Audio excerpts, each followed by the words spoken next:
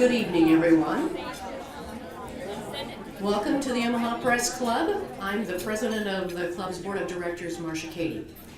It's going to be a fun evening tonight, honoring our Hall of Fame inductees. Here at the Press Club, we like to have fun. But this is also a place for serious discussion about freedom of speech, freedom of the press, and what is going on in journalism today. We're going to be talking about that on Tuesday. You're invited to come Tuesday to the Omaha Press Club over the lunch hour for a discussion with our co-sponsor, Nebraska's chapter of PRSA, about the news media and fake news in this age of post-truth. We have a high-powered panel: the Omaha World-Herald's Vice President of News, Mike Riley, Marjorie Beck from the Associated Press, Aria Roblin, the President and General Manager of KETV, and Carson Vaughn, a freelance reporter who has published in publications like The New Yorker and Slate. You can sign up on Omaha Press, omahapressclub.com. I'd like to quickly acknowledge our chefs tonight and our wait staff. Thank you so much for the great food and service tonight. Thank you.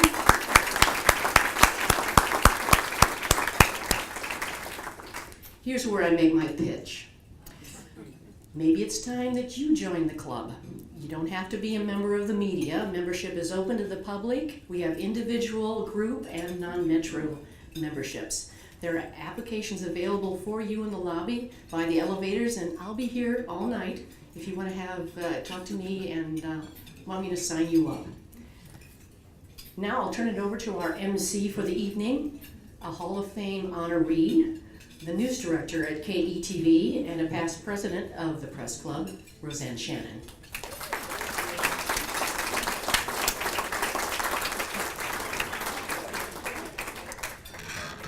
While I'm pulling out my script tonight, I just want to get one thing out of the way. Kofefi, all of you. Whatever that means, I've been working on that, and I don't know what that means. I am so pleased to be here tonight to induct 6 outstanding journalists into the Omaha Press Club Journalists of Excellence Hall of Fame. When I was a rookie reporter at KMTV, I felt so privileged to join the Omaha Press Club. I was 21 years old, and I was a member of a private club, and I was like a big deal. Well, then it took me a while, but I realized what kind of club I had joined. It was too late. I had joined the club, I paid my membership, and I was a member of the club. And I should have known at that point that any club that would have accepted me at that salary level was suspect. But here we are tonight, and I've been a member of this club for almost 45 years. Never did I dream that many years later I would be president of this club, and I certainly could not have imagined that in 2012, nearly 40 years after I walked into that newsroom at KMTV for the very first time, that I would be inducted into the Omaha Press Club Hall of Fame, along with my husband, Omaha photojournalist Phil Johnson. Phil and I joined a group that included esteemed colleagues, our mentors, and our college professors. And at the time, we wondered, how the heck did we get invited into this group? How is that even possible? We thought for a time that perhaps they had confused it with the Hall of Shame, because honestly, the two of us should have been invited to that. We really could have understood that. But then it hit us. We only had to be half as good as all the rest of you because we were inducted as a couple. So thank you very much for the honor. Truly, we were very honored by that. But again tonight, I stand in awe as we induct another group of extremely talented journalists and good friends into the Hall of Fame. Our first honoree is C. David Kotok. C. David Kotok is the retired managing editor of the Omaha World-Herald and an outstanding political reporter. C. David Kotok, and I mean this very sincerely, I absolutely love it when people go by their first initial and middle name. I mean, let's think about this. G. Gordon Liddy, J. Edgar Hoover, and G. Woodson Howe. I've known and respected Dave Kotok for more than 35 years, and I cannot begin to tell you how many hours I have wasted trying to figure out what the heck is his first name. Here tonight to introduce Dave is Omaha World-Herald editorial page editor, Kate Folsom.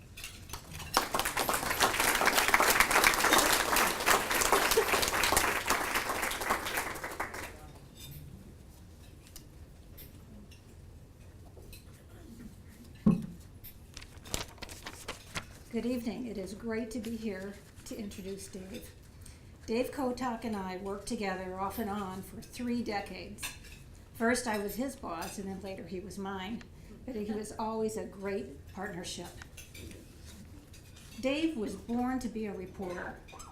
He's smart, he's snoopy, and he lives for scoops. He's also fearless. He will go anywhere and ask anyone anything. But when it came time to write, he figured it was his job to head for the edge of the cliff. It was my job as his editor to keep him from falling off. I think he had the better job. Dave is an Iowa boy. He grew up in Fort Dodge and he went to the University of Iowa. He got a master's degree in political science, figures, and a master's degree in mass communications and journalism. He worked at the Arkansas Democrat. He taught journalism at Kearney State College, and then he reported for the Lincoln Journal before he joined the World-Herald in 1980. Along the way, he was lucky enough to meet Shane, who married him. They have 3 great children, Seth, Annie, and Stephen, and 4 grandchildren. Among his beats for the World-Herald, he covered the legislature, City Hall, and politics, of course. He was our chief political reporter from 1985 until 2003. Among the many major stories he covered were the collapse of Commonwealth Savings Company, the decision to close Rosenblatt and build a new stadium downtown, and the scoop that Bob Kerrey was dating Deborah Winger. He covered races for mayor, governor, Congress. He interviewed 6 sitting presidents, everyone between Gerald Ford and George W. Bush. His job took him across Nebraska, across the country, and across the world. He covered 10 national political conventions, 5 Republican and 5 Democrat, so it was balanced. In 1999, he went to Vietnam with Senator Chuck Hagel and his brother Tom as they went to the places they had been 30 years before during the war. He also covered Bob Kerrey in 1992 when he ran for the Democratic nomination for president. In 2005, he went to Iraq and spent 2 months covering the Nebraska National Guard troops during Operation Enduring Freedom. In 2008, he was named managing editor, and he kept that post until 2012. When he retired, he ended a career of working long, crazy hours, including countless nights and weekends. He told me really there was only one day in the year where it was off limits for taking an assignment, and that was the 4th of July. He had a higher calling that day. He had to man the Bloody Mary booth outside his home during the J.E. George Boulevard parade. So Dave, your dedication is inspiring. Here's to you.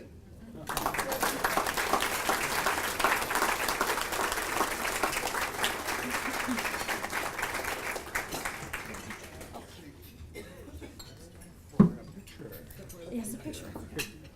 Around here. Hold on.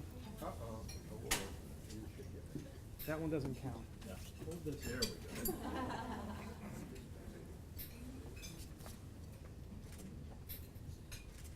I just want or CD.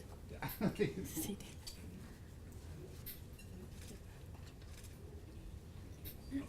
Okay. Thank you, Kate.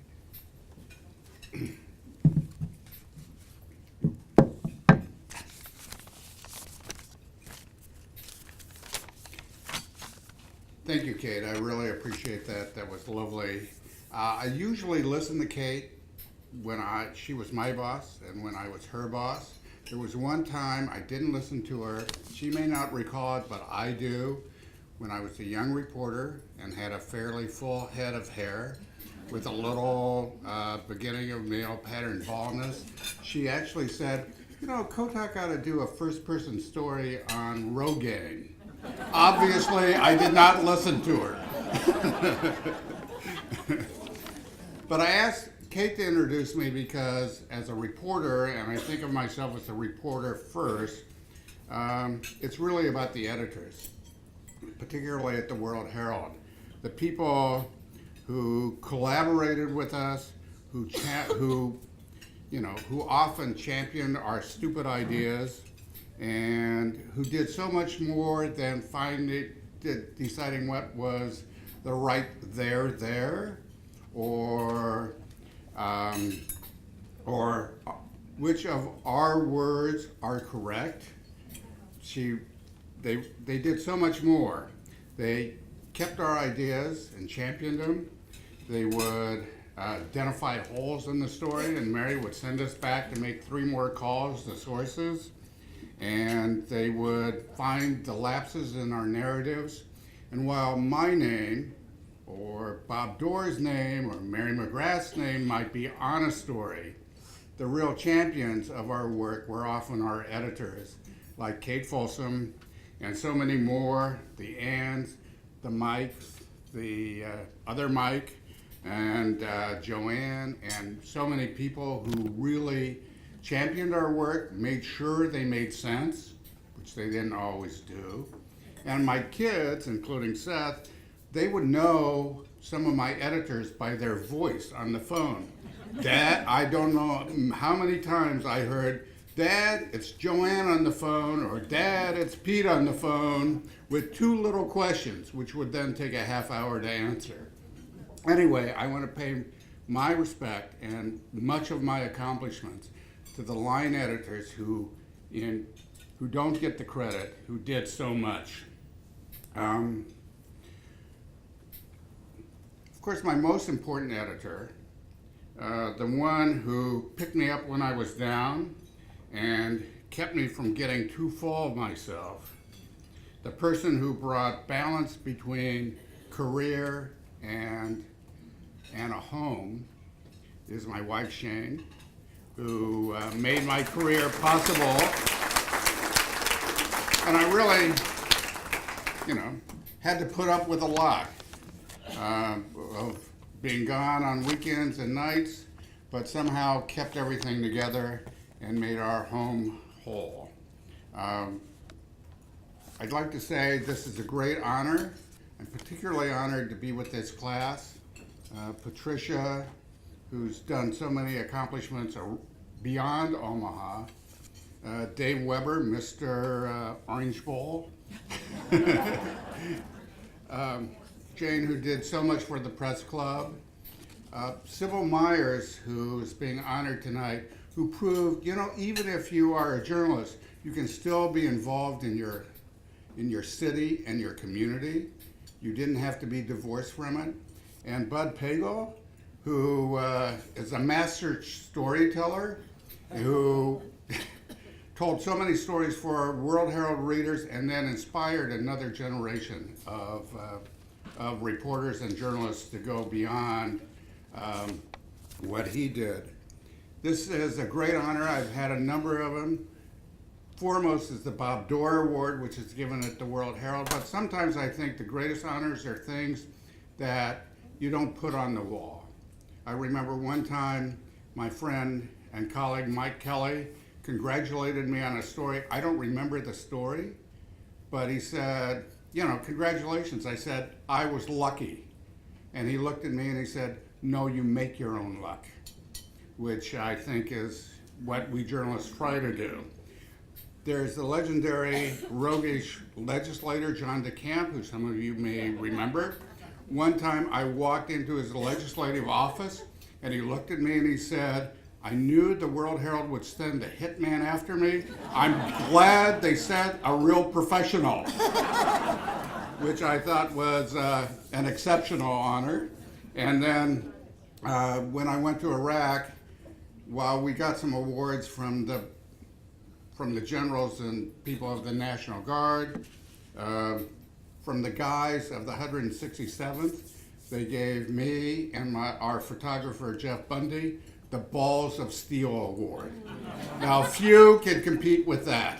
So that's those are among the honors I've had, and this one hanging in the lobby will be much appreciated. Thank you all. And what is your first name? Can you share that with us? Charles. Charles, thank you. Now I can go on living. Our next honoree is Patricia Matson. Patricia Matson is a consultant for the Walt Disney Corporation. She spent 25 years as an executive at ABC News and worked in the White House for Presidents Richard Nixon and Gerald Ford.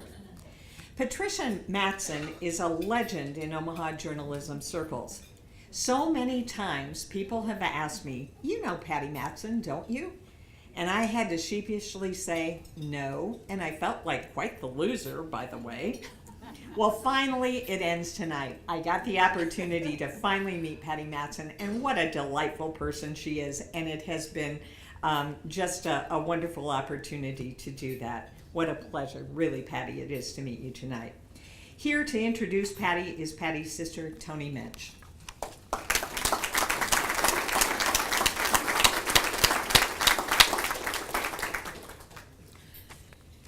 Patty thought I'd be the perfect person to introduce her because I've known her my entire life. And after she gets up here, if any one of you are wondering which one of us is older, I'm just going to say that she's known me most of her life. So, anyway, our family always knew that Patty would be a success, but we're still in awe of everything that she accomplished. I can't begin to tell you how many times over the years that people asked me how she ended up working in the White House. Well, it was her writing skills, although we always thought that her interviewing skills were quite special also. We have countless memories of gatherings in Omaha when we would all return home for Christmas and Patty would force us to sit in a chair while she recorded the details of our lives that year. And she asked questions like, "If you were a tree, what kind of tree would you be?" And actually, I think maybe Barbara Walters stole that from her during the ABC years. But she always had a knack for writing that people recognized, and even though later she's going to tell you that her career was happenstance, I can tell you that she created her own opportunities.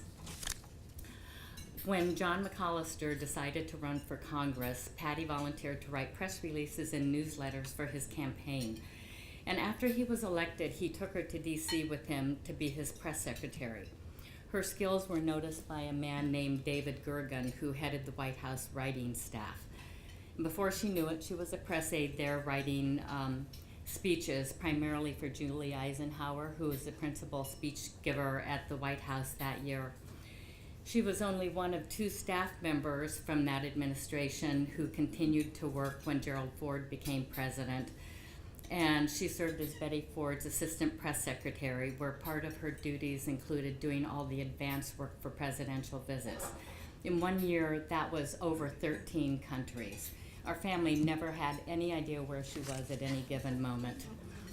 After leaving the White House, she moved into the private sector and had a long, successful career with ABC. Whenever I meet anyone new and they find out I'm from Nebraska, if they've ever visited or spent any time here, invariably they will all say the same thing. I love people from Nebraska. And I live in a suburb of Boulder, Colorado, and that is not a phrase that you expect to hear very often. They're still complaining and talking about the 2 or 3 times that they beat Nebraska in football. But Patty epitomizes all of the good things that you expect people from Nebraska to represent. She is an incredibly hard worker who's been successful in all aspects of her career. And I'm sure you can figure that out from the accomplishments listed in her bio. But the one thing that her bio doesn't mention, and that Patty would never ever tell you herself, is how many people she helped get their start in business and mentored along the way. That's people at work, the friends, the children of friends and associates, really anyone who's ever asked for her knowledge, advice, or time. She's one of the most generous people you will ever meet, whether it's financially, time-wise, anything like that. She also helped provide a pathway to success for several deserving young people by giving them her friendship, guidance, and financial help from college. It was nothing that was ever expected, but she just offered. No matter how busy she was or is, she always makes time to help others. It doesn't matter if you're the head of the corporation or the child of a cleaning lady. She has respect for people in all walks of life. And before she comes up, I'm just going to leave you with some words of advice that she gave me many years ago that served me well. And I think anybody that's been affected by her over the years will appreciate this and understand. But my mom and I made several visits to DC when Patty was working there. And every time we went, we would go visit her in the White House. Well, one year she decided that we needed to have a more intimate tour than those given to the general public. So off we went, and wherever she took us, whether it was sitting on the Lincoln bed or seeing the Oval Office, the private quarters, my mom and I would say, "Are you sure we should be doing this?" And Patty would just say yes, and we'd go on to the next thing. So pretty soon, she said we were going to conclude the tour by going into the basement of the White House. And it's where all the inner workings, the red telephone, and all the secret things were. And my mom and I looked at each other. We were terrified. It's like, "Are you sure this is something we should do?" Patty just stopped, paused, looked us in the eye, and said, "Act confident and follow me." So we did, and I've continued to do that all of my life, and she has never let me down. So here she is, my sister Patty.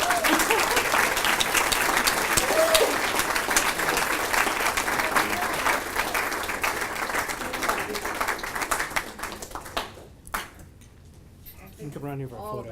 Okay. Well done, Tony.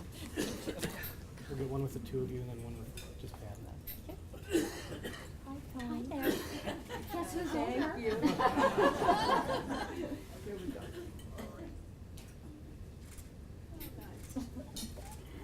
Thank you. Patty, just one with you. Hold on. Thank you.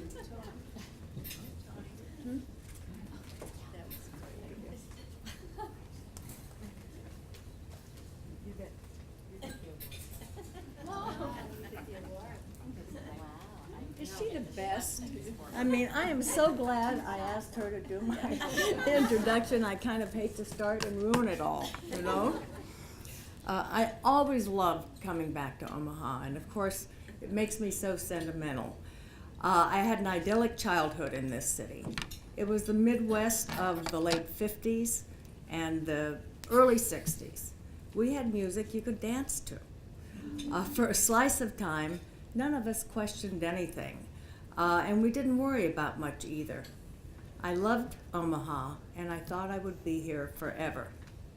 No one could be more astonished than I that I ended up in New York. It certainly wasn't by plan. As Tony mentioned, I always knew I wanted to write, and my earliest bosses were great editors, which was important to me because I thought company publications were my destiny. Then I worked on a congressional campaign, and the next thing I knew, I was in Washington trying to figure out how to be a press secretary.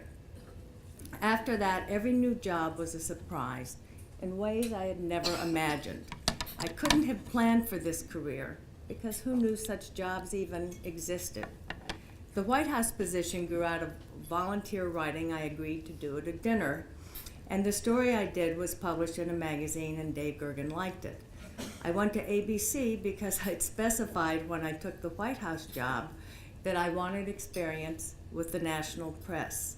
And that, fortunately for me, was what ABC was looking for. It helped that there were jobs then. It also helped, frankly, that I was single, that I could travel, and that work was my life. Gratefully, I outgrew that. The phrase White House aide can sound lofty, right? So let me put things in perspective. I was in my 20s when I wrote serious speeches for Julie Eisenhower. I was also answering sensitive press questions. This is scary if you're a taxpayer, right?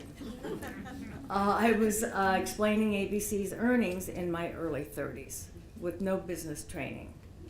Lack of experience is the high wire that focuses your attention on learning very quickly. ABC was 3 different companies during my tenure there. Those of us still there used to say that we had a merger every 10 years, whether we needed it or not. Going through this type of corporate transition was an education in and of itself, as any alum can tell you. One friend here told me that this group wants to hear stories from speakers' careers. So tonight I'm going to save you from digging through 24 dusty bins of my memorabilia. I'll try to bring some photos and clippings to life. It's December 1975, and I'm shivering on the Great Wall of China with President and Mrs. Ford. I was freezing to death, but I was well prepared because I grew up in Omaha. This trip was only the second time American officials had visited China. I remember 3 of us walking around Peking, which is what we called it then. A big, hefty Secret Service agent who was also African American. Another colleague with bright red hair. And then there was blonde me. You have to remember that in 1975, most Chinese had only ever seen other Chinese. How could they possibly imagine that there would be men and women who looked like us? We almost caused a riot. So take a minute and think, just imagine if Caitlyn Jenner had been along on the trip as well. We can always get a laugh out of Caitlyn Jenner, right? There's a front page photo somewhere of several of us standing on the Truman balcony, top officials to the White House chef. It was a day, this particular day was a day out of central casting. It was dark and foreboding. We were waving goodbye to the Nixons while the Fords walked them to the helicopter on the South Lawn. Minutes before, we had stood in the White House East Room while President Nixon, with his family by the side, spoke to the staff for one last time. After the helicopter took off, and kind of feeling at loose ends, I wandered, uninvited, back into the East Room and stood discreetly along the back wall. I listened to President Ford being sworn in, then saw him deliver his memorable and very soothing inaugural address. My fellow Americans, our long national nightmare is over. Who among us could ever forget those words? And from the historic to the ridiculous, here is Betty Ford during a campaign stop in Texas. She was describing her ride on a float in the San Antonio River Day parade. She was doubled over laughing, telling us about the man who chased after the float, cupping his hands to his face and shouting, "Mrs. Ford, I don't like your haircut." You can't make this stuff up. My jobs have given me a front row seat on corporate transitions. Trust me, there are many executives who come and go over a 25-year period in any large entertainment business. I've seen what seems to work in management and what often just doesn't. And I've seen that underlings emulate and learn from both examples, the bad and the good. All of us look for inspiration, whether in the workplace, in government, or in life. We need people we can look up to and admire. I believe that this is a country right now greatly in need of heroes. We are starved for them. It's why it was so satisfying to work for Congressman John Y. McCollister and President Ford, 2 public servants who were serious about being effective for the people they represented. President Ford received the Profile and Courage Award from all places, the Kennedy Library, in 2001. He was 87 at the time, and his pardon of President Nixon had been almost 3 decades earlier. Putting politics aside, Senator Ted Kennedy explained the reason behind the belated award. He said, "Time has a way of clarifying past events. Now we see that President Ford was right. His courage and dedication to our country in making this decision made it possible for us to begin the process of healing and put the tragedy of Watergate behind us." President Clinton, in presenting President Ford with the Presidential Medal of Freedom, went even further. He said that President Ford had made the ultimate sacrifice in coming to his decision, and that sacrifice had been his job. I think our Omaha-born president deserves his hero status. I'm especially blessed in the hero department. I was able to work closely for decades with a man who could be everyone's hero. My former boss, Tom Murphy, went to work for a tiny TV station in Albany in 1954. He was 29 at the time.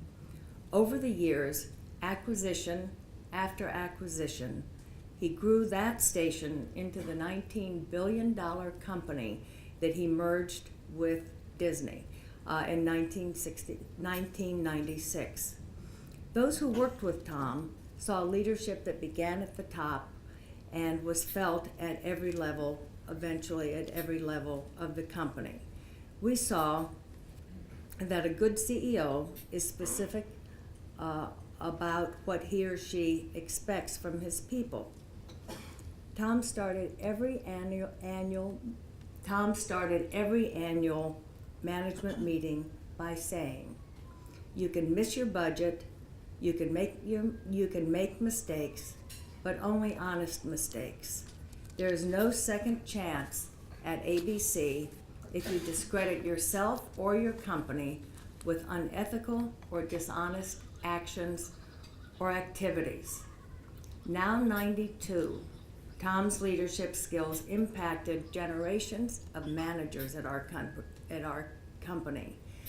His success, management style, and his character are frequently cited as legendary by business experts. Warren Buffett in your backyard is another such hero and is so much more than a financial guru. His standing as a statesman of the business world starts with an ethical grounding that is well recognized.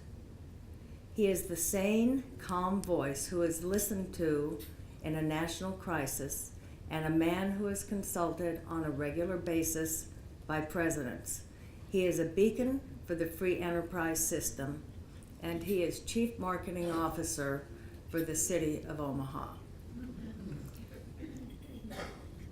Finally, he is someone who makes certain that the fruits of his life's labor are widely and wisely distributed.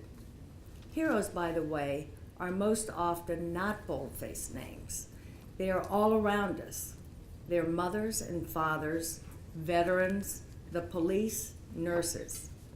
They are journalists who serve the public by providing straightforward and even-handed reporting, whatever the pressures. They are people who follow a story, however difficult, to its conclusion, wherever it may lead. And one last thought. Sometimes, if you're lucky, the hero is as close to you as your sister. I hope everyone here has heroes right within their reach. I hope also that we remember to tell them how much we respect and value them. Heroes inspire, they encourage us to do what we really know is right, and they make us all better people. My cup of memories and experiences runneth over, as does the time allotted to me. Thank you for letting me share my thoughts.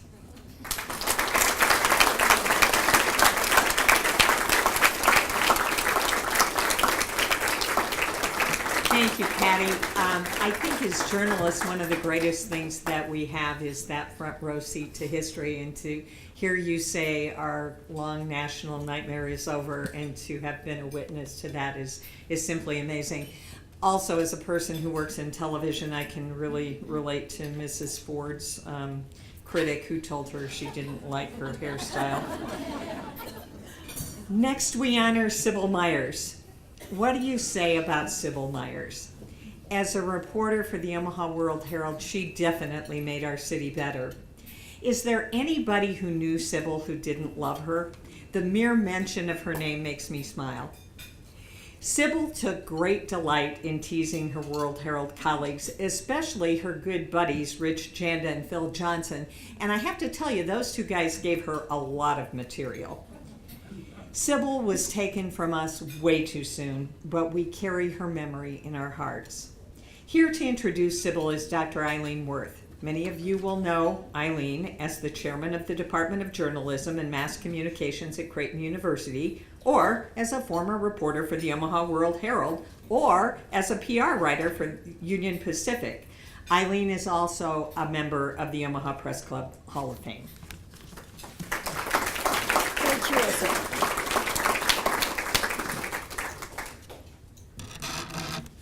Thank you, Roseanne.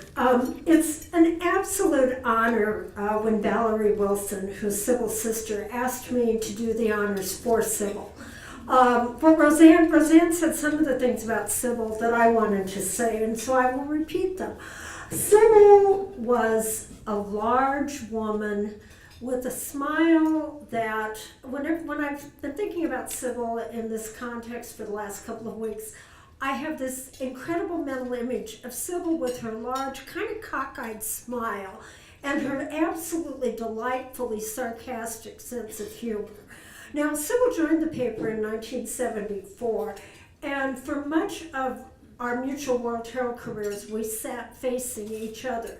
The World-Herald newsroom had been redone, and they explained to us, kind of peasants who worked there, that they had brought in Herman Miller panel-hung furniture. They could have told us that, well, they're replacing the Army surplus desks. But anyway, we faced each other over one of these Herman Miller panels. And so we would sit there during the day and we would chat as we were interviewing. Many a time. Sibyl was, I think, the World-Herald's best ambassador to ordinary Omahans. She was most noted for her neighborhood notes coverage, which she continued to write as a consultant for many years, even after she left the paper full-time. And so many days, I would hear Sibyl patiently trying to explain the news operation to some poor person who had never, ever before called a newspaper. And somehow or other, Sibyl would explain to them what they needed to do and what she needed, and she would sometimes have to repeat it 3 or 4 times.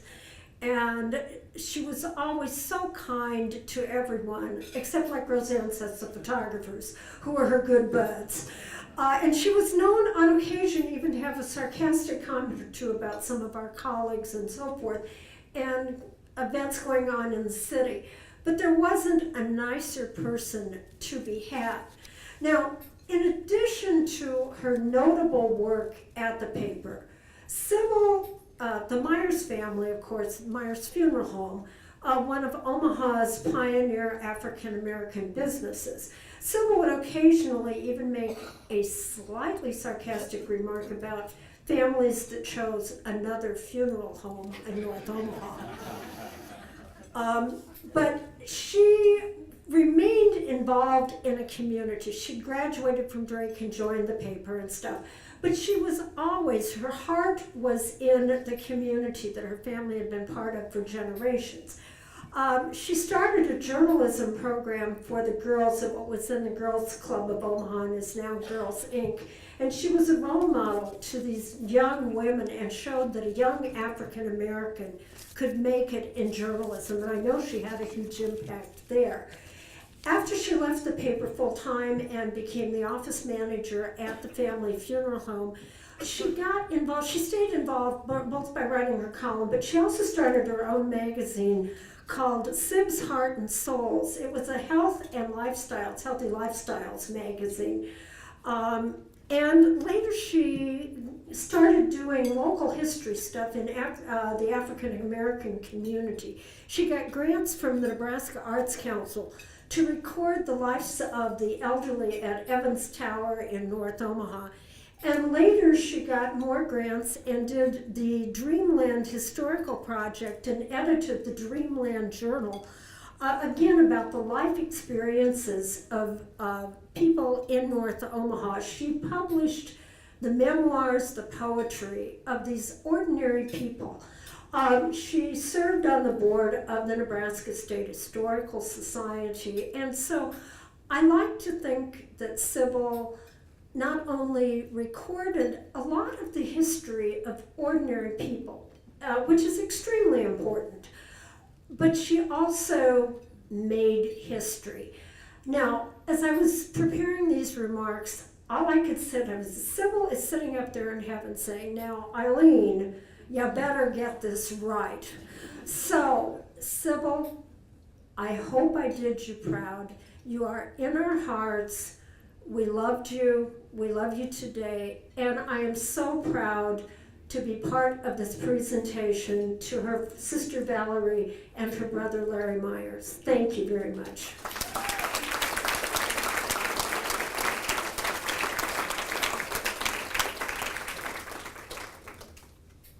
We'll get a photograph with you and Valerie. We'll take two pictures. What?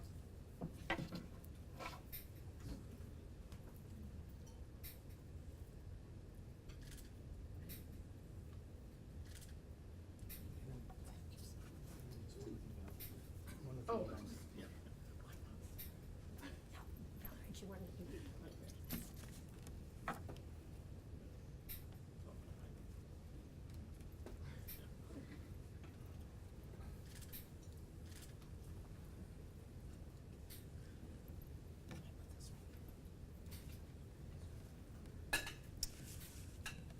Wow.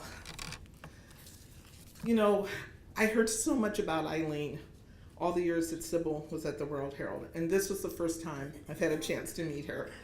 And what a privilege. We talked on the phone a few times, and I did ask her to do that introduction, and yes, you did do Sibyl proud, so thank you very much.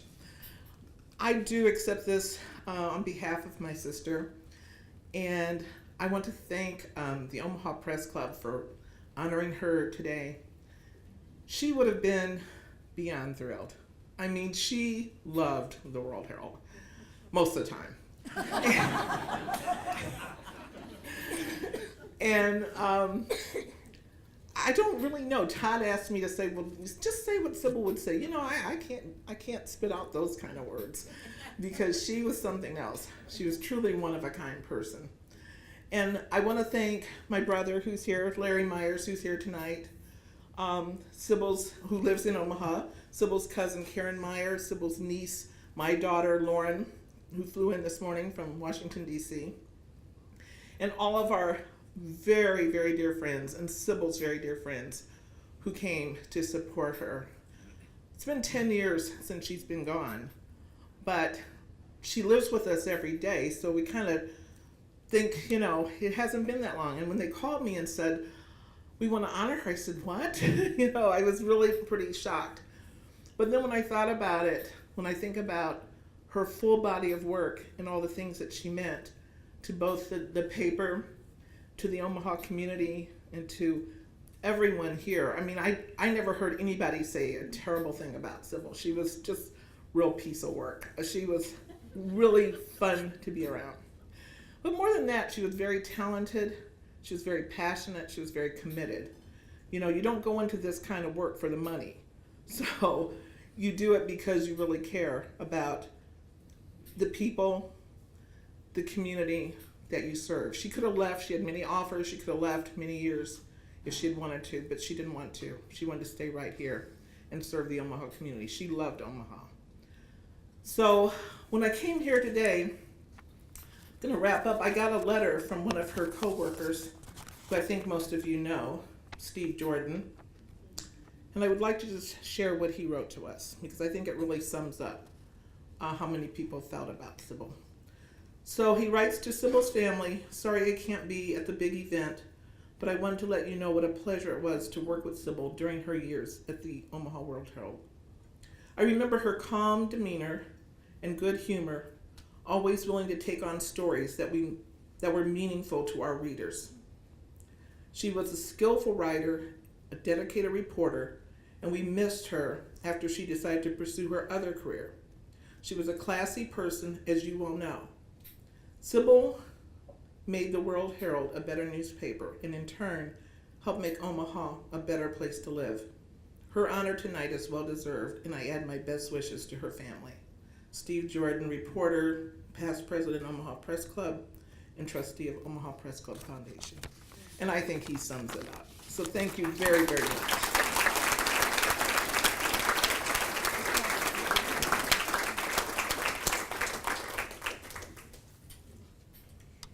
Valerie, I thank you so much for your kind words about Sibyl. When I look at you, I see Sibyl. It's such a thing about sisters that it really brings it all back. Now we honor a very special person, Judy Horan. I wish the Omaha Press Club had a higher honor to bestow tonight. It would be one of a kind, and I would dub it the Judys, and Judy would hate me. Judy did so much for the Omaha Press Club. In fact, Todd Murphy and I wondered how we were going to pull this event off tonight without her. And we did mess up the awards, so Judy, I'm sure you're real happy with us. Judy was our beloved taskmaster, and she left us a template to ensure that we wouldn't mess things up. As the director of promotion and marketing at WOWT, and through her countless activities at the Omaha Press Club, Judy made other people look good. She never claimed the limelight for herself, though she deserved that recognition more than anybody else. I really do wish Judy was here with us tonight to finally get the recognition that she so richly deserved. Here to introduce Judy tonight is my good friend and Judy's good friend, and a member of the Omaha Press Club Hall of Fame, Ann Peterson. Ann is currently the Director of Strategic Communications at OBI Creative, and she worked with Judy for many years at WOWT.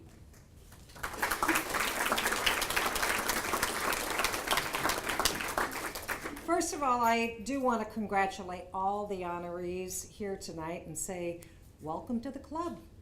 But in particular, if the other honorees will grant me this one note, a special congratulations to my dear friend and colleague, Dave Weber. I convinced myself all this week I was just going to wing it. Speak from the heart when I introduced Judy, but yesterday I decided that might not be the best idea. What if I forgot something? What if I got too emotional?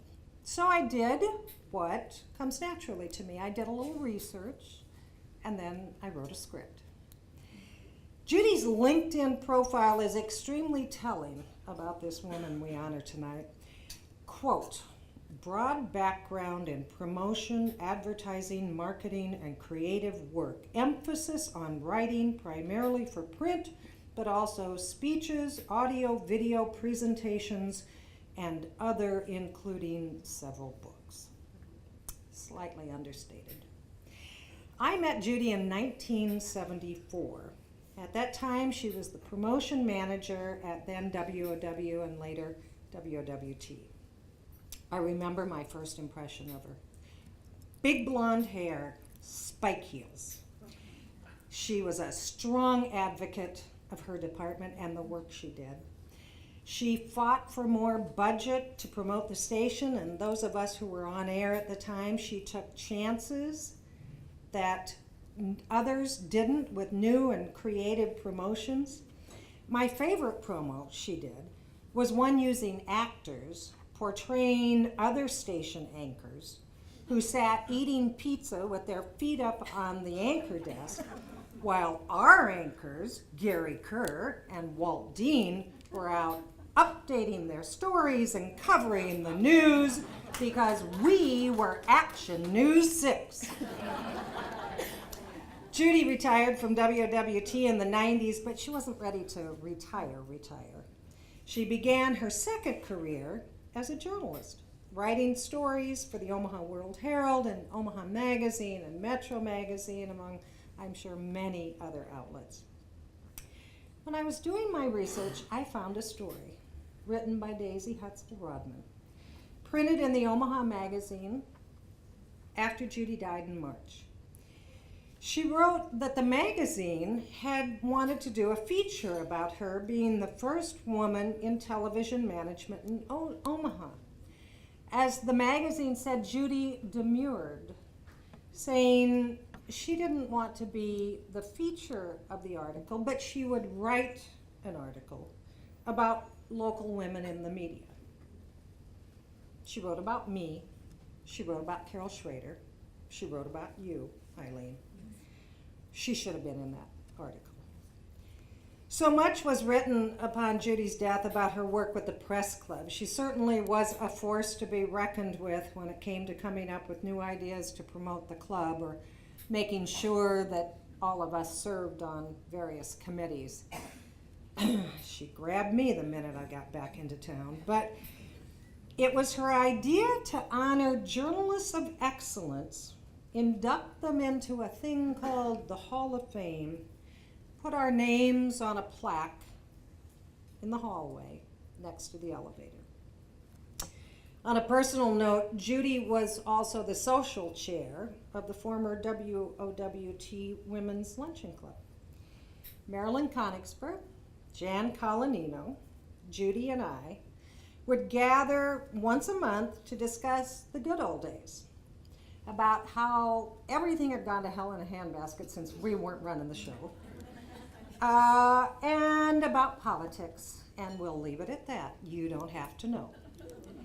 We had our last lunch just a few days before she died. It is my distinct honor, on behalf of the Omaha Press Club, to induct Judy Horan into the Journalists of Excellence Hall of Fame. Here to receive her award is her husband, Jim Horan.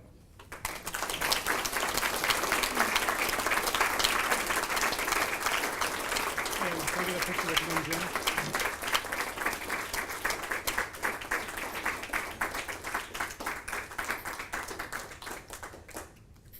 Get a picture of the two of you then. Okay. And then one with just you. All right.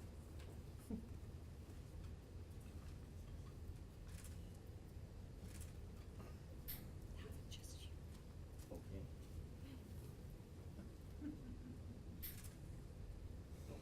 One more.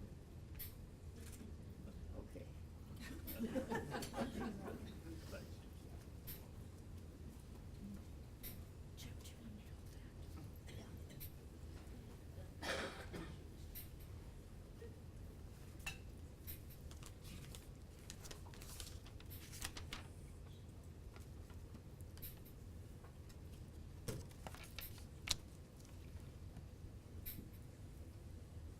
Okay, I'm not as good a writer as Judy was, so forgive any really bad stuff here. But anyway, I think we can all agree that the best of the best are in the Omaha Press Club Hall of Fame. Judy was a marketing and promotion manager at WOWT Television.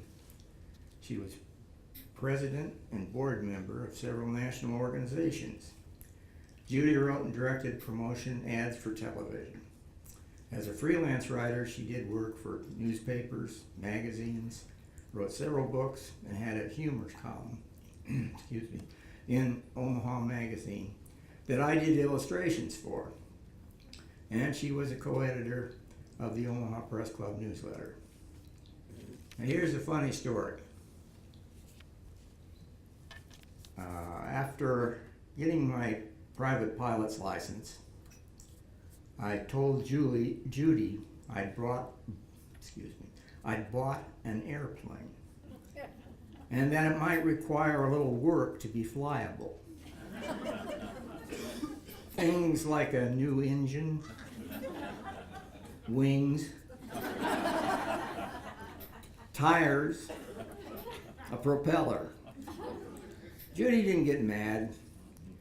She said we could do a story about my stupidity and fixing the plane. No. The story Judy wrote came out a lot better than the airplane repair did. It was great. Judy loved to write, and to me, she was the very best of the very best in every way. Thank you.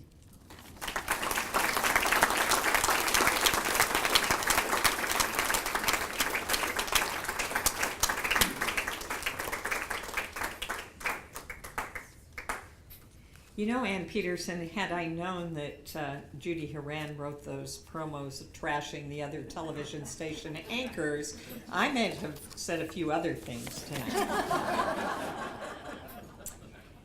Our next honoree is Alfred Al, you can call me Bud Pagel.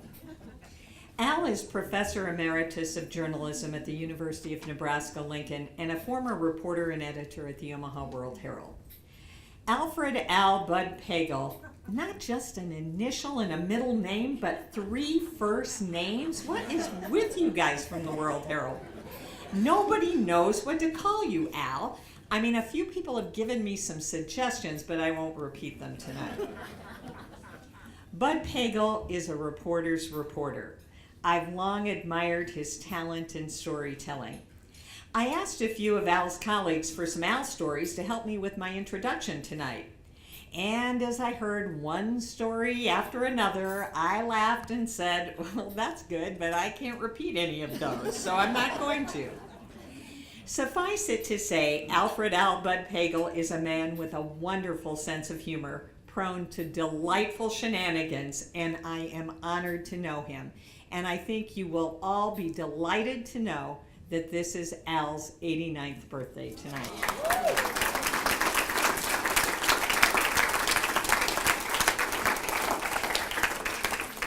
Here tonight to introduce Bud in a repeat performance is the always entertaining Dr. Eileen Worth. And I want to tell you one fact about Eileen. You may not know this, but she currently enjoys a 4.5-star rating on Amazon for the book she wrote entitled From Society Page to Front Page, Nebraska Women in Journalism.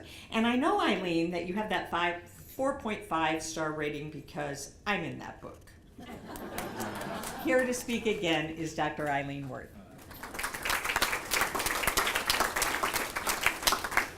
Thank you, Roseanne. You know, Patty talked about the need for heroes. And I was thinking, when I was thinking about what I was going to say about Bud, and I realized for many, many years, I have had a hero and a role model, and it's Bud Pagel. He's a legend. And I mean, when people say they're a legend, people say, oh, that's just a way of saying I'm old, which he is old. We agree on that. But Bud is a hero in so many respects. When he was going to come back for his second stint at the World-Herald, word spread around the newsroom, and I hadn't been there for his first stint, but what I remember was word spread that Bud Pagel is coming back, and you could just see it was like a wave of smiles going throughout the newsroom.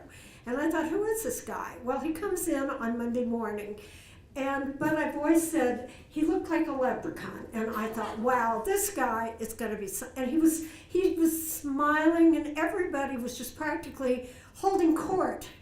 And then I think the sun shone, and they said he was going to, after he wrote some stuff, and then he was going to be an assistant city editor. And I couldn't believe our good fortune, because Bud has this marvelous, gentle, wonderful sense of humor to go with his writing talent that has inspired a generation. Now, I suppose I ought to give you some of the background stuff on Bud. You don't have to know Bud very long to realize his hometown is Neely, Nebraska, where his mother, not his dad, his mother owned and ran the paper, and she's in the Nebraska Newspaper Hall of Fame along with Bud. Bud was a success in running the family paper in Neligh. He was a success his first stint at the World-Herald, and just at dinner tonight, he and Mary were exchanging some wonderful stories, some of which I probably can't tell. And then he went down to Miami. He became an award-winning health reporter, and there he has succeeded in all levels of journalism as a journalist, from a small-town weekly editor to a major metropolitan newspaper, to say nothing of the impact he had at the World-Herald. And then his career, for which he had an impact on hundreds of people, thousands probably, of students as a professor at UNL from 1982. I asked him when he retired, and I didn't, even using my best reporting skills, I couldn't quite get a straight answer because, well, Will Norton would ask me to come teach a class, and I would come teach a class, and finally I said, well, when did you finally leave the building for the last time, as doing anything? And he thinks it was 2008 when he was 80. But I wouldn't be at all surprised if the current dean asked him. He'd probably come back, and sure, he'd do at least a Wednesday class. For those of you who have been privileged to have your lives touched by Bud as I have, Bud is not only a writer's writer, a journalist's journalist, he's a teacher's teacher. I'm going to share a couple of where I learned something, since having spent 25 years as a teacher. I looked at the way Bud handled me as a fairly young, not terribly great reporter. He'd come over with a lead, and he had this Bud Pagel smile, and he'd be kind of shaking his head, and he'd say, "Hey, my lovely, let's do it this way." Now, some of you who are World-Herald veterans would, I don't think I'm telling secrets out of school to say that was not usually the approach you got when you had written a lousy lead. That wasn't quite what I remember for most people on the desk. Or one day he came over and he said, "This one isn't up to your usual standard." And I'm going, instead of being uptight, it was like, why didn't I think of that? And when I became a teacher myself, that was an approach I tried to emulate with students. It's this gentle trying to find the best in everybody, trying to help everybody be as good as they can be, that made Bud one of the most popular and memorable journalism professors in UNL's history. How many people here, I'm just kind of curious, if you were one of Bud's students, why did you stand up? Because I know there are people who came tonight just because Bud was their all-time favorite teacher. Okay, we have several students here. I'd like to give all of them special recognition.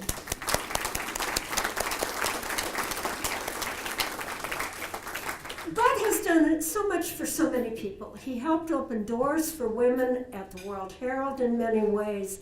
He was a wonderful colleague, a mentor, a role model, and he's one of my very favorite human beings. And so I am so honored to present my dear friend, Bud Pagel. Thank you.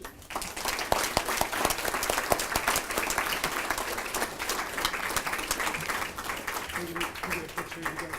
But can you get a picture?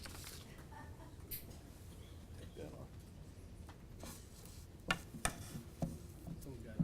You're gonna hold that. Okay? You gotta get it back.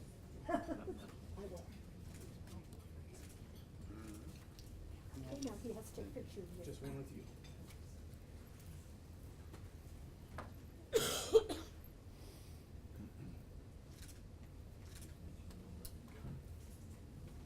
I will put it here. Who the hell was that guy? Well, Eileen, you were very generous. Almost to the point of fake news. But thank you anyway for that very generous introduction. It's true that I am celebrating my birthday tonight, but so is Eileen. Oh. Ah, we didn't have that. we do share a birthday. We don't share a birth year, however. And she made me promise to tell you that. So she's not of the same vintage that I am. Well, thank you for that marvelous introduction. I don't know what the hell to say now. And thanks to the members of the foundation for selecting me for this award. It surprised me a little because it actually benefited me in several ways. Once, at my age, you know, you kind of get concerned about what people are going to say in the future. And it's nice to have a bunch of your peers sit down and say, hey, I don't think you screwed this up too bad. and they say it publicly. I mean, that's a kind of a comforting thing, because you kind of have a lingering concern about what's going to be said later. So that was one of the benefits. Another one is I wandered off into teaching for about 30 years. And I've got students that didn't ever know that I was a working journalist. And so now they do. And I was, in fact, a working journalist. I started at 12 as the printer's devil in my folks' paper. And went from there. So that was another one of the benefits. A third benefit was I kind of got thinking about what it's all about. And so I kind of looked back and it came very clearly what it's all about. For me, it's about people. All kinds of people. People I worked with, people I worked for, people I interviewed, people I tried to teach, people I tried to woo, and all of us just were people. Some of them were amazing. I worked with a guy in Miami who spent 2 years keeping 4 guys from being executed for a crime they didn't commit. That's pretty heady stuff. It probably wouldn't please our governor, but it impressed the Pulitzer Prize winning judges. So all of the people I've bumped up against over the years were more like me. They were a little flawed. But each of them added something to my life. Made it a little better, a little richer, if you will. So I want to thank those people. I want to thank the members of the foundation. And I especially want to thank a delightful little lady I met in Florida from Alabama. She's an Alabama newspaper groupie who weathered the wrath of her mother for marrying a damn Yankee. And then spent the next 48 years trying to, without much success, turn him into a real Southern gentleman. Sorry, Annie, but you gave it a hell of a go. Thank you very much.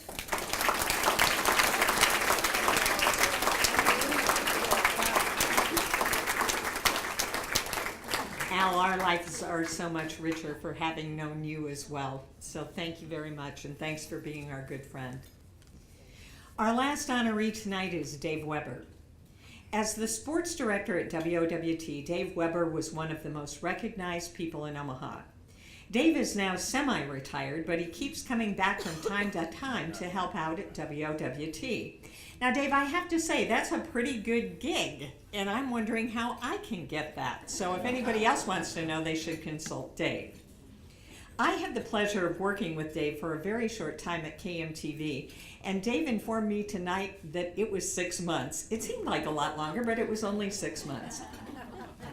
Probably Dave's greatest claim to fame is his lucky corn cob that many say gave the Huskers 2 back-to-back national championships. And I would just have to say, fake news.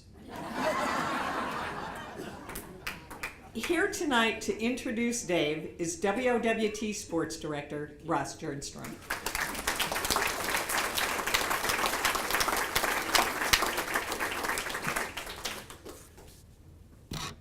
Thank you, Roseanne. You're probably wondering why I was chosen to introduce Dave. Well, I'll tell you the story, how it happened. Todd Murphy, the president of the Omaha Press Club, wanted a sportscaster to introduce Dave. So Todd called the TV sportscaster with the highest TV ratings in Omaha. He turned him down.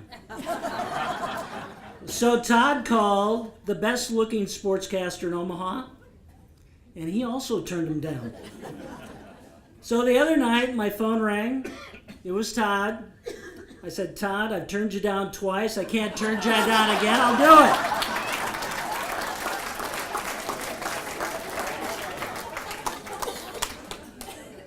Well, it is my distinct pleasure tonight to introduce to you one of the true legends of Omaha television, Dave Weber.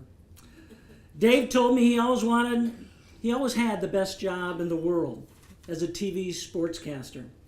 He has traveled the country covering the Huskers and bowl games in Miami, Phoenix, Pasadena, the World Series. He would meet famous athletes, celebrities. He also hosted trips for our viewers to Hawaii, Cabo, cruises in the Caribbean.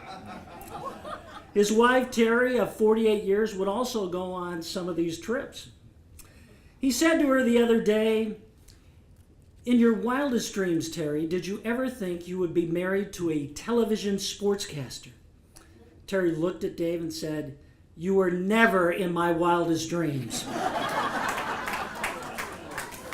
Well, this is not the first time Dave has been honored by the Omaha Press Club. In 2009, he became face number 123 on the barroom floor, and he doesn't even drink. Well, 8 years later, it is only fitting tonight that Dave enters the Omaha Press Club's Journalists of Excellence Hall of Fame.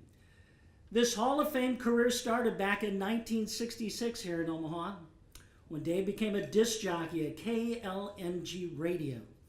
He also went on to work at KFAB as an announcer. Then in 1973, Dave went to television. He moved to Sioux City and worked at KMEG-TV in Sioux City, where he covered sports. But he also had the side job doing afternoon children's television shows where he played the character Pops. And he's still a legend up there in Sioux City. Dave returned to Omaha in 1977 and became the weekend sports anchor for KMTV Channel 3 and WWT Channel 6. In 1981, Dave was promoted to sports director at Channel 6, an anchor position he would hold for the next 28 years until his semi-retirement. There was no moment that symbolized Dave's broadcasting career more than New Year's night on January 1st, 1995. NBC and Channel 6 broadcast the Orange Bowl game between undefeated and top-ranked Nebraska and third-ranked Miami. The Huskers rallied for 2 touchdowns in the fourth quarter to beat Miami 24-17 to win Tom Osborne's first national championship. As soon as NBC's broadcast ended, Dave was the only Omaha sportscaster to go live from outside the Nebraska locker room for the next 3 hours. He interviewed 27 players, 7 assistant coaches, Bob Devaney, and even when they turned the lights out in the Orange Bowl, he interviewed Tom Osborne at 2 o'clock in the morning. Now, Dave had no notes, no teleprompter, just talent to bring home to our viewers the breaking news of that night, Nebraska's first national championship since 1971. It was a night to remember for Dave and all Husker fans. And when Dave had to stretch, because we'd be in the locker room bringing him players, he'd be on the air, he told the unique and memorable story of a Husker fan in the fourth quarter who handed him a corn cob on the sidelines when Nebraska trailed 17-9 and said, Dave, will them to victory. Dave held that lucky corn cob, and the Huskers scored 2 dramatic touchdowns in the fourth quarter to win the game. Only Dave could pull off that story, folks. And Tom Osborne loves that story. But Dave's career in Omaha extends beyond television. For more than 40 years, he has emceed or hosted more than 1,000 banquets and fundraisers here in Omaha. Dave joked, "You name a disease, and I have done a fundraiser for it." For over 20 years, Dave hosted the Omaha portion of the Children's Miracle Telethon. Hours and hours on the air, which raised funds for Omaha's Children's Hospital. Dave has also had a presence at some of Omaha's major events in our city. For the past 23 years, he's been the master of ceremonies for the annual 4th of July Memorial Park concert in front of 80,000 people. And during the Christmas season, Dave has been singing, dancing, and making jokes for 20 years, as most of Omaha's watched him at the Omaha Symphony's Christmas Spectacular. For over 4 decades, Dave has served as a great ambassador for our city, on and off the screen. Ladies and gentlemen, please welcome Hall of Famer and my friend, Dave Weber, everybody.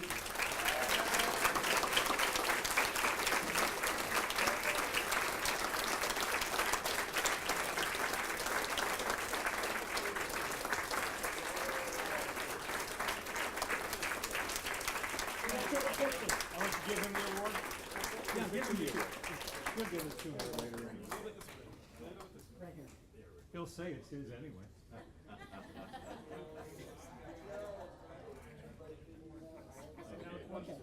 Oh, now me? Yeah. Oh. There goes your award.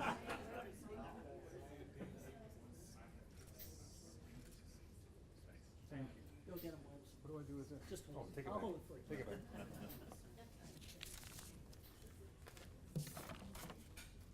Boy, only you would write all that stuff about me. Oh wait, did I write it? Who took my notes?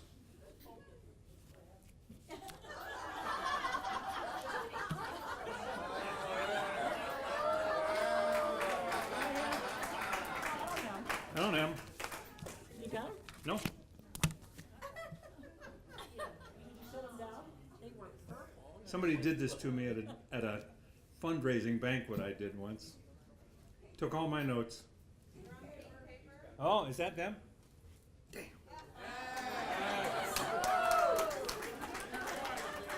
Ladies and gentlemen, as unaccustomed as I am to public speaking,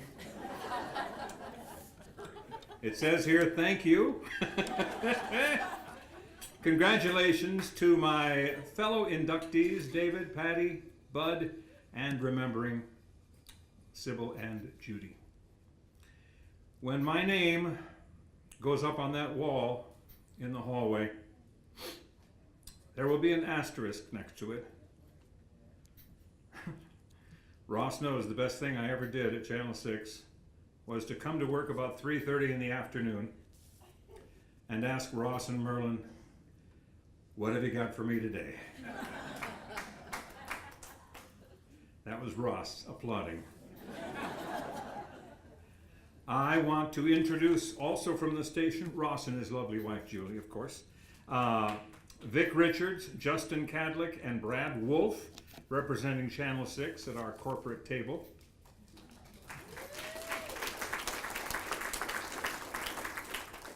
I also want to introduce my family, my daughter Marcy, her husband Curtis, and his mother Linda, who are sitting back there by the windows.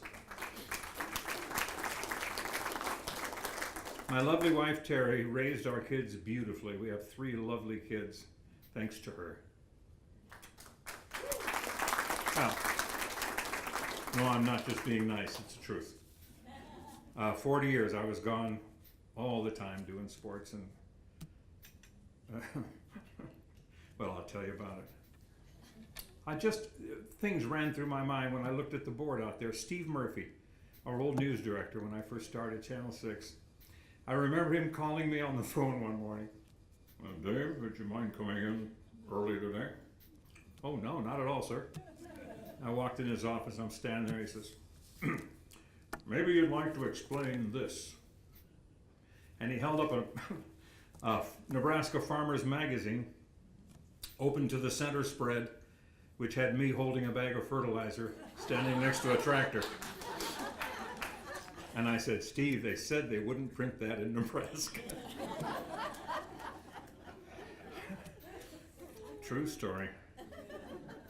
John Clark, great guy, great news director, was a news director after Steve, who fired me so many times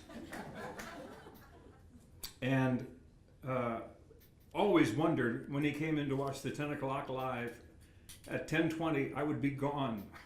I wouldn't be there for the closing shot. And everybody would ask him, where'd Weber go? And they said, he went to the Golden Apple to sing with Doug Fackler. And I used to make so many mistakes on the air, but I was sincere about it. My wife will attest that I'm a little colorblind. So when Kansas or Kansas State was playing Nebraska, I referred to both as Kansas and Kansas State playing in the same game.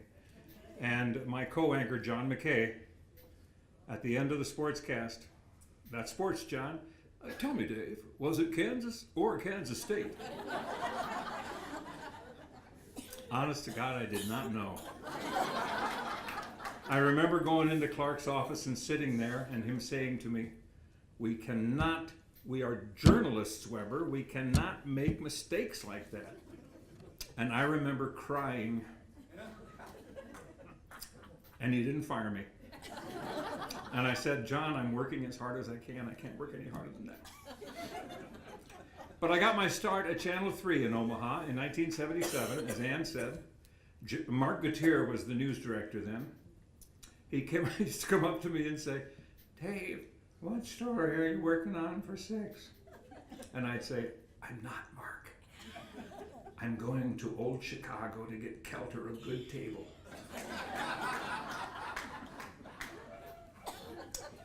And he knows that's the truth. Just to mention a few other people. When I left early to go sing, it was with Doug Fackler, who's sitting back there with his lovely wife, Denise. Also at the tables that came to with me tonight, Paulie and Karen Griego, longtime owner of Paulie's Cubs Club Bar, which was along with the press club where we frequented between the 6 and 10. George and Joanne Roseland, one of my oldest friends in Omaha. George and I fixed cars and sold them together. We lost money on every car, as George says, but we made it up in volume. That was our slogan. Of course, Ross and Julie Jernstrom. And Dave and Linda Shanahan, did you come in? Oh, good. My good old Irish Catholic connection. Dave and Linda Shanahan, they're going to make sure I go to heaven. I agree with you, Bud.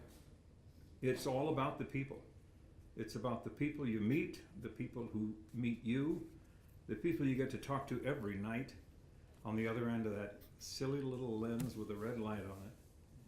And I enjoyed that so much. And I still enjoy going in and doing the sports, even though I have no idea what I'm doing. Is it ghostwriter? Is that the word I'm looking for?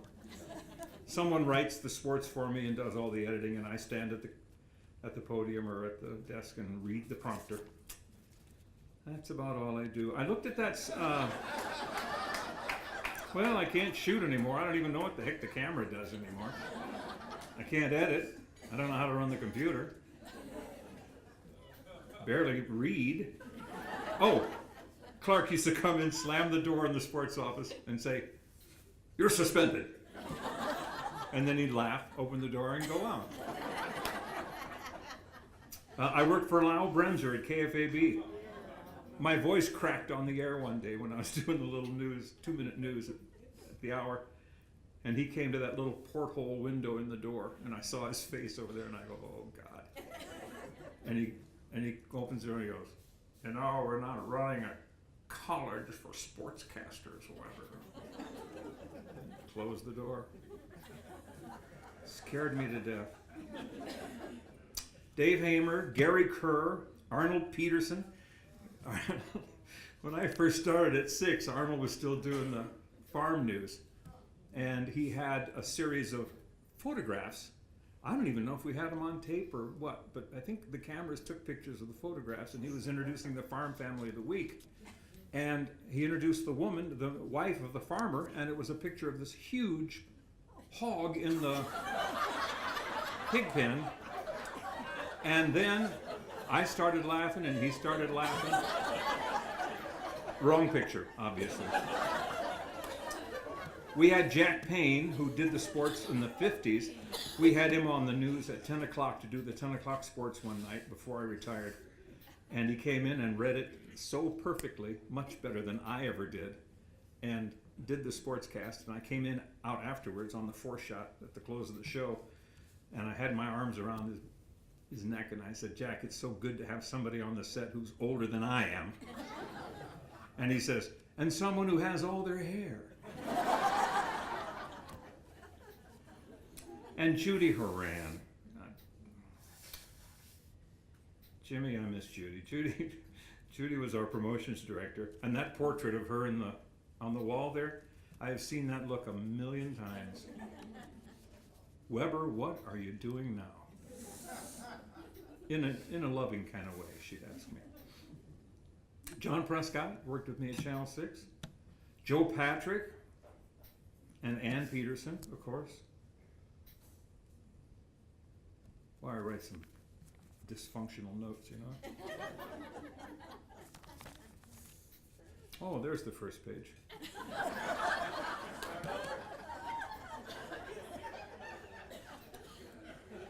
To think that my biggest contribution to television news was a corn cob. Yeah. This is much more than I deserve, trust me. I know.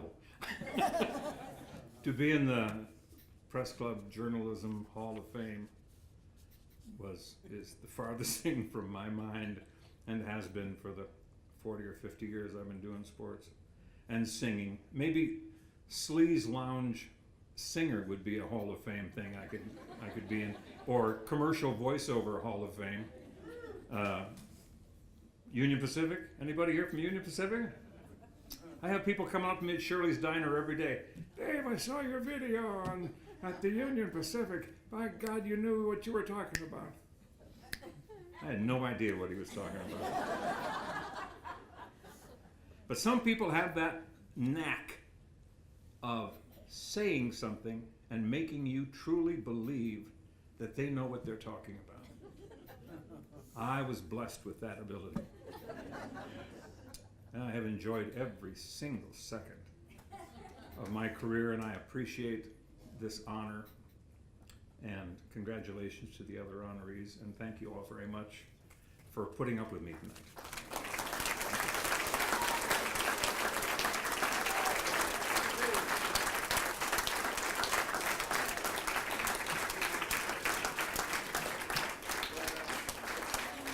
Dave, I want to tell you thank you for that typical sports script that you read. I've seen a lot of those over the course of my career. Directors love them too. It really gives them a lot of good role cues when you write like that. I want to say congratulations to all of our honorees tonight. We are very proud to welcome you into the Omaha Press Club Journalists of Excellence Hall of Fame. The video recorded tonight by KETV Chief Photographer Scott Buer, who I coerced into doing this and who is one of the finest photojournalists in the country, will be available on the Omaha Press Club website and YouTube, so check your newsletter for the link. Before we end our evening, I'd like to remind everyone that the Omaha Press Club membership is open to anyone. You don't have to be a member of the press to become a member. And as you look around the room tonight and you see our honorees, you can tell that our standards are very low.